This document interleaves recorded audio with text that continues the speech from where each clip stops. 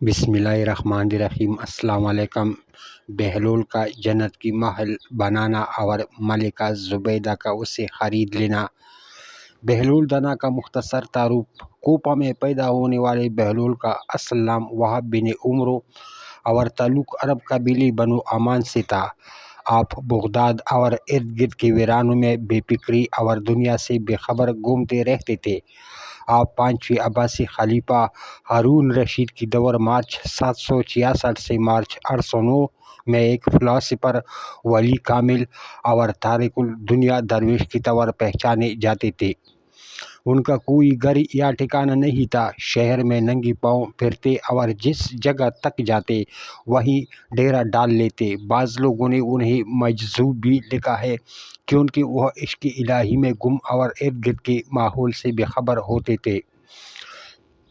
بہت کم لوگوں کی طرف التفات کرتے، لیکن جب کبھی عوام الناس کی طرف منہ کرتے تو حکمت و دانائی کی بہت ہی عجیب و غریب باتیں کرتے۔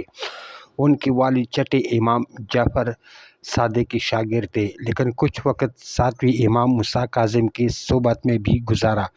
بہلول کا شمار بھی امام موسیٰ کاظم کے پیروکاروں میں ہوتا تھا۔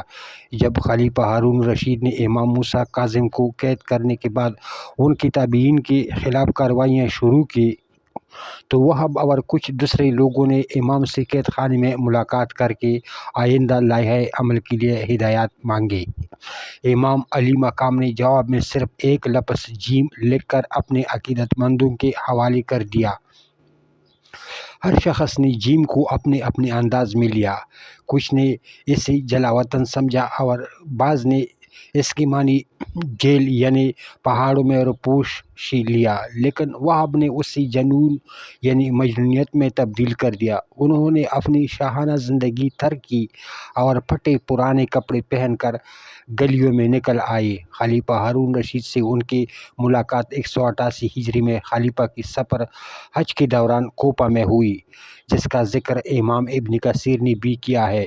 بہلول نے ہارون کو جو نصیحتیں کی ان سے متاثر ہو کر وہ انہیں اپنے ساتھ بغداد لے آیا اور پھر بہلول کا ٹھکانہ بغداد کی گلیاں ہی رہے۔ بہلول کا مزار بھی بغداد میں ہی ہے، جس کے ایک گوشے کے بارے میں مشہور ہے کہ وہاں سکھ مذہب کے بانی گرو نانک نے چلا کاٹا تھا۔ کہتے ہیں کہ ایک دن بہلول دریائے دجلہ کے کنارے بیٹھے گیلی ریت کے ڈیریاں بنا رہے تھے اور ہارون رشید کی چہیتی ملکہ زبیدہ جروکی سے بڑے انہماک کے ساتھ انہیں دیکھ رہے تھے۔ وہ مٹی کے ڈھیر بناتے اور پھر خود ہی اسے مسمار کر دیتے۔ ملکہ جروکی سے اتر کر اپنی سہیلیوں کے ہمراہ دریا کے کنارے آ گئی اور پوچھا، کیا کر رہے ہو بہلول نے ادائی بنیازی سے کہا، جنت کی محل بنا رہا ہوں۔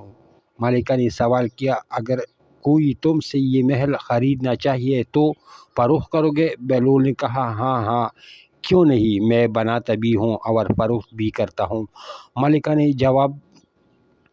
ملکہ نے پوچھا، بتاؤ کہ محل کی قیمت کیا ہے؟ بہلول نے ساختہ کہا، درہم، 3 درہم۔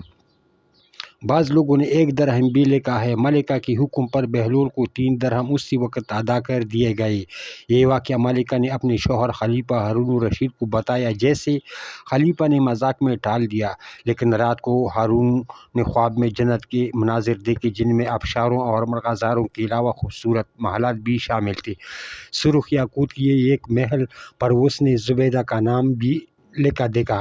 ہارون نے سوچا کہ دیکھو تو صحیح، کیونکہ یہ میری بیوی کا گھر ہے۔ وہ محل میں داخل ہونے کے لیے جیسے ہی دروازے پر پہنچا، دربان نے اسے روک لیا۔ ہارون رشید کہنے لگا، اس پر تو میری بیوی کا نام لکھا ہے، اس لیے مجھے اندر جانا ہے۔ دربان نے کہا، نہیں، یہاں کا دستور الگ ہے، جس کا نام ہوتا ہے صرف اسی کو اندر جانے کی اجازت ہے، لہٰذا آپ کو داخل ہونے کی اجازت نہیں۔ جب دربان نے ہارون کو پیچھے ہٹایا تو اس کی آنکھ کھل گئی، لیکن بیدار ہونے پر خیال آیا کہ اللہ تعالیٰ نے زبیدہ کے حق میں بہلول کی دعا قبول کر لی ہے۔ چنانچہ وہ ساری رات اسی افسوس میں کروٹیں بدلتا رہا۔ اگلی شام وہ بہلول کو تلاش کرتا رہا، دریا کے کنارے پہنچ گیا۔ بہلول ایک جگہ بیٹھے اسی طرح مکان بنا رہے تھے۔ ہارون نے پوچھا کیا کر رہے ہو؟ بہلول نے کہا جنت کی محل بنا رہا ہوں۔ ہارون نے پوچھا بیچو گے؟ تو بہلول نے کہا ہاں ہاں کیوں نہیں، میں بناتا بھی ہوں اور فروخت بھی کرتا ہوں۔ ہارون نے سوال کیا کہ بتاؤ ایک محل کی قیمت کیا ہے؟ تو بہلول نے جواب دیا تیری پوری سلطنت۔ ہارون رشید نے کہا اتنی قیمت تو میں نہیں دے سکتا، کل تو آپ 3 درہم کے بدلے دے رہے تھے اور آج پوری سلطنت مانگ رہے ہیں۔ بہلول دانا نے کہا خلیفہ کل بن دے کے معاملہ تھا اور آج تم محل دے کر آئے ہو۔ خلیفہ یہ سن کر مایوسی سے گھٹنوں کے بل بہلول دانا کے سامنے بیٹھ گیا اور کہنے لگا حضرت آپ مجھ سے میری ساری سلطنت لے لے لیکن مجھے ایک محل دے دے۔ جب بہلول دانا نے خلیفہ کی عاجزی دیکھی تو کہا کہ میں تمہاری سلطنت کا کیا کروں گا، اسی دنیا کی محبت تو بہت سے گناہوں کی جڑ ہے، جا اپنی سلطنت بھی لے جا اور جنت کا پروانہ بھی رکھ لے۔